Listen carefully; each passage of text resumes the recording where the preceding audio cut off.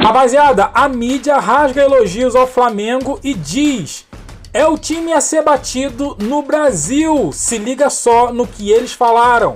O clássico dos milhões e como era previsto, como era projetado, né? Nem sempre o futebol ocorre no campo aquilo que a gente projeta, mas às vezes o futebol consegue ser previsível e dessa vez foi. Era projetado uma superioridade, era projetada uma superioridade do Flamengo sobre o Vasco e isso se concretizou, né? A verdade é que hoje Flamengo e Vasco tem uma distância, tem que a gente pode até dizer um abismo que separa os dois clubes e os dois times, né? O Flamengo, enquanto clube, muito mais organizado, com uma capacidade financeira muito grande, muito maior.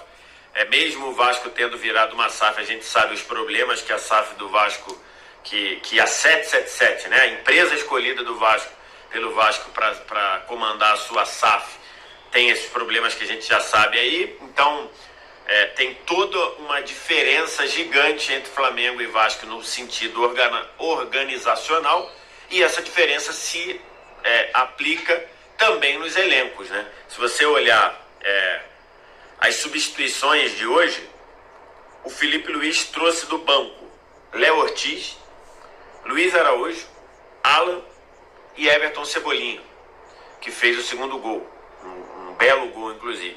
A quinta substituição foi um garoto da base muito promissor, Matheus Gonçalves. Então assim, e olha que hoje o Flamengo não contou com o Gerson, que recebeu o cartão vermelho depois daquela selvageria lá no fim do Clássico com o Botafogo, não teve o Gerson. Então, enquanto o Vasco traz do banco um Payet e um Paulinho, que são bons jogadores, né? O Paulinho, acho que só uma questão física explica o Paulinho ter entrado só aos 28 do segundo tempo. Então, assim, só uma questão física pode explicar isso. Em compensação, trouxe também, saiu do banco Vitor Luiz, Jean David, Jean Davi, o Maurício Lemos, isso para um time que já começou com algumas opções lá e sem muitas opções de velocidade, que é o que o Carille tem precisado e o Carille tem desejado. Então, a distância dos times hoje é muito grande também, né? Então, se você observar o Flamengo se dando ao luxo de poupar o Léo Ortiz e entra no lugar dele o Danilo, jogador de seleção brasileira, né? Não teve o Gerson, o Pulgar, o Arrascaeta foi titular, não vinha sendo. Então na frente você tem Bruno Henrique, então assim, é uma distância muito grande. Dito isso, a distância, não dá para aceitar ou entender como aceitável a postura do Vasco no primeiro tempo, né? Primeiro tempo, eu tenho as estatísticas aqui, só da etapa inicial, foi algo assustador, né?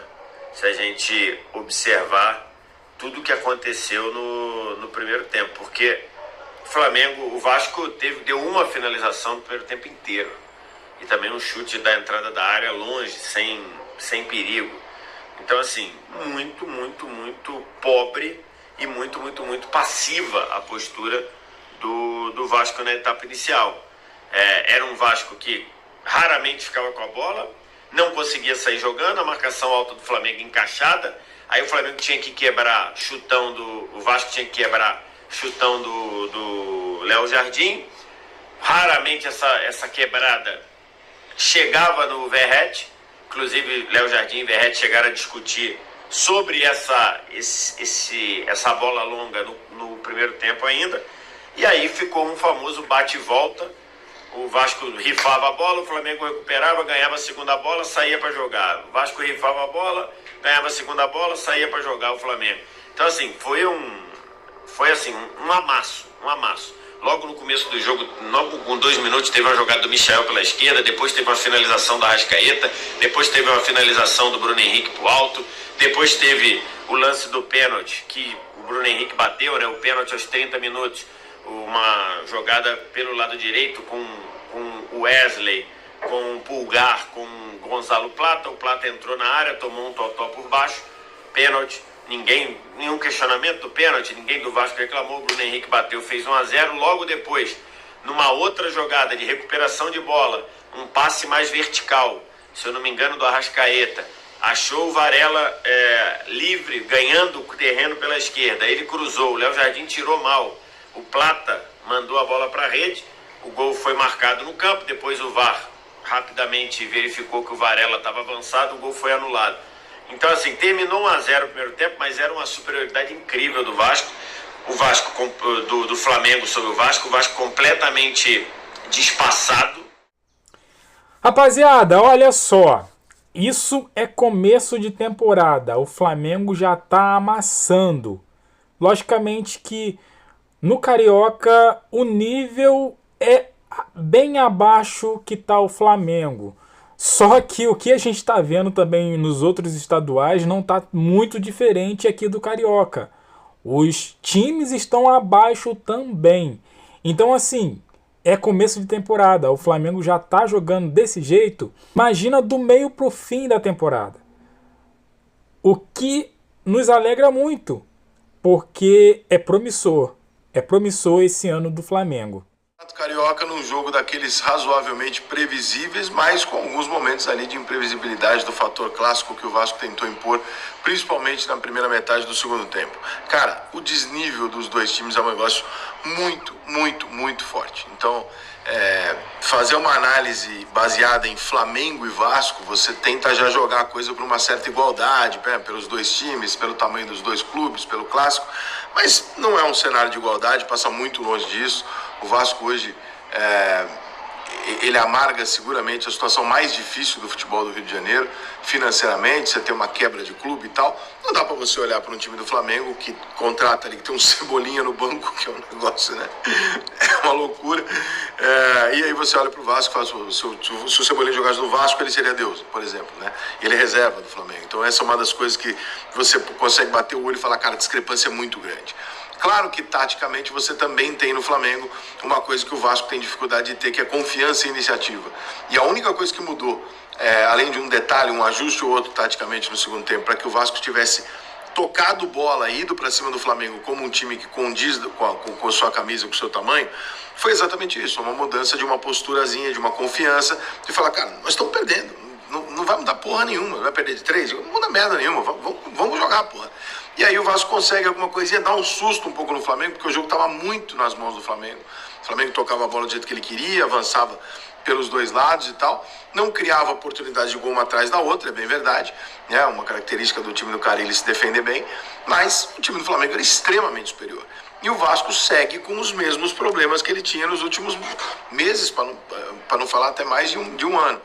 É bonito e ele joga pra caramba. Você discorda totalmente do que eu falei? Não, eu discordo parcialmente. Eu entendo assim. Primeiro, assim, eu penso que o jogador pode fazer o que ele quiser em campo. Mas quando o jogo tá ganho, aí é fácil, né? Eu falava isso do Neymar, por exemplo, quando o Neymar jogava do Barcelona, eu lembro sempre de um jogo contra o Atlético Bilbao, que ele tomou esporro até do Puyol, se não falha a memória, porque tava 4-1, acho que Copa do Rei. Aí ele começou a fazer graça na linha de fundo, os caras do Atlético ficaram na bronca, o pessoal do Barcelona também, porque tá 4-1, pô, é mole você ficar tirando onda. O Garrincha ia pra cima dos caras quando tava 0-0, não tá perdendo, e ia pra dentro, passava pelos caras. Então eu acho assim, quando você faz uma jogada pra fazer uma graça, e é uma graça, né?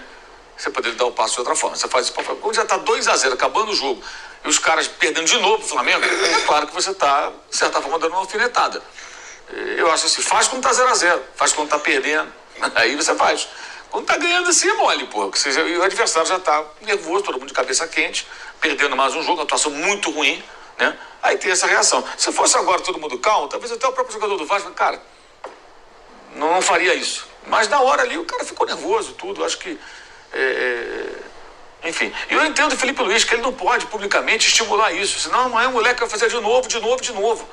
E aí vai ter mais confusão, ele vai querer conter, ele não quer que o cara seja expulso. Então eu entendo, talvez até ele não ache nada demais, mas ele pensa, cara, se eu publicamente apoiar o Wesley nisso aqui, eu estou tentando entender a cabeça dele. Amanhã outros garotos da base que eu vou aproveitar, e ele conhece os meninos, que ele trabalhou com eles, também vão achar que podem fazer isso sempre que o Flamengo estiver vencendo um jogo. Então o último lance, eram 50 minutos, aí eu terminar os acréscimos, 2-0. Tinha acabado de fazer o segundo gol, o Flamengo tinha acabado de matar o jogo. As chances do Vasco desapareceram naquele momento. Aí o cara perde a cabeça, fica nervoso, o jogador, enfim. Eu entendo o técnico não alimentar isso, porque alimentar isso, amanhã, Isso vai se repetir mais vezes com o Wesley e com outros. E ele não quer que o jogador dele seja expulso. Que mais um pouco ali, alguém dá um catinho de papo no Wesley, revida e pega um gancho, como aconteceu agora com a história do Barbosa e o Cleiton. Então eu entendo a postura do Felipe Luiz no sentido de que ele não vai querer alimentar situações que gerem conflito e que pode gerar uma expulsão do jogador dele.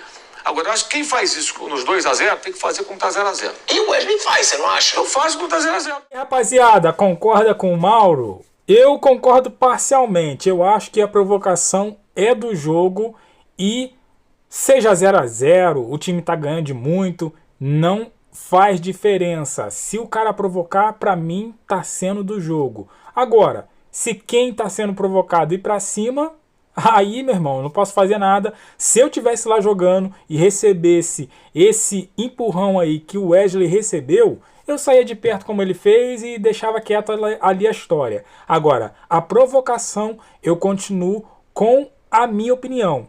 É do jogo e tem que fazer mesmo, porque eles, quando estiver na boa, também vão fazer. E você, o que você acha? Deixa o seu comentário, deixa aquele like que fortalece, se inscreva no canal, compartilha esse vídeo e eu fico por aqui até a próxima. Valeu!